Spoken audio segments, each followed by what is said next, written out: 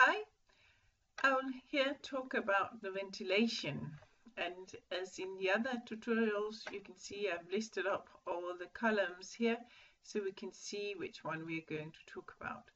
The only thing there is here is that when we're talking about dwellings we don't need to go in and talk about all the columns because it's not all the ones that we are using. If I go to the guideline we can see here for dwellings, balanced mechanical ventilation, we need to look for the mechanical ventilation, for the temperature efficiency, and for the temperature that is blowing in, for the air flow temperature blown in, and then for the cell, which is the energy we use to move the air around, the natural ventilation, and also mechanical ventilation in summer and natural ventilation in summer.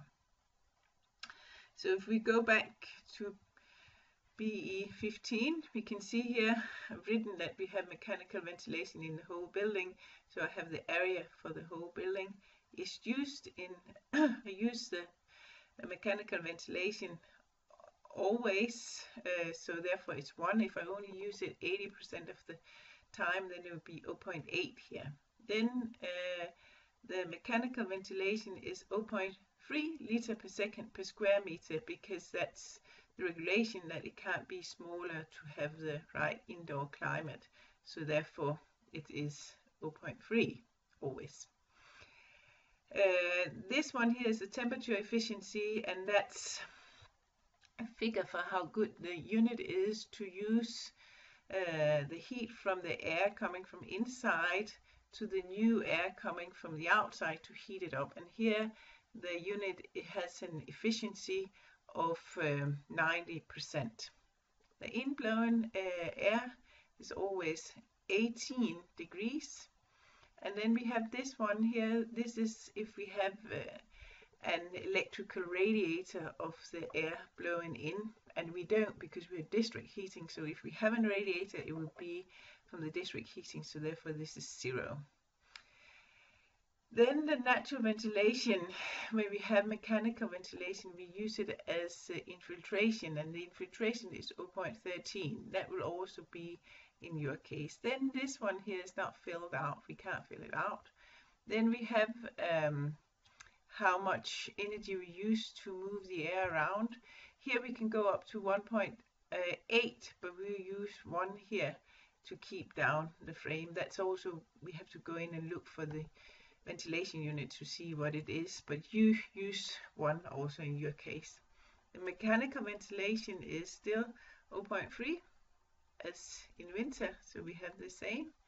And then the natural ventilation, which will be the infiltration, is 0.13.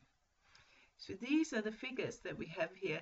I've also written it in the guideline, so you have it here. So you can see here I've written up what you should use.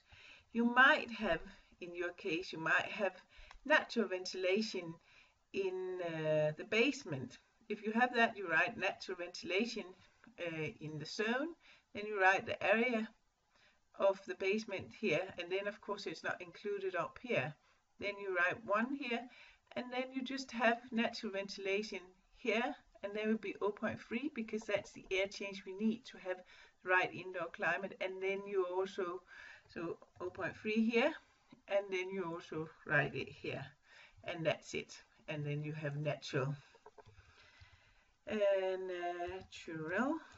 ventilation here, and you have the area of it here, and then 1 here. So that's how you do it. Now I'd like you to go to the assignment before you move on and make the natural ventilation for this building. You can see we have it about the ventilation here, the figures, which is the same as we had in the building I just showed you. So you have this one here, and then you also need to use the area which you get from up here. Okay, I hope you can do it, and I'm looking forward to see you.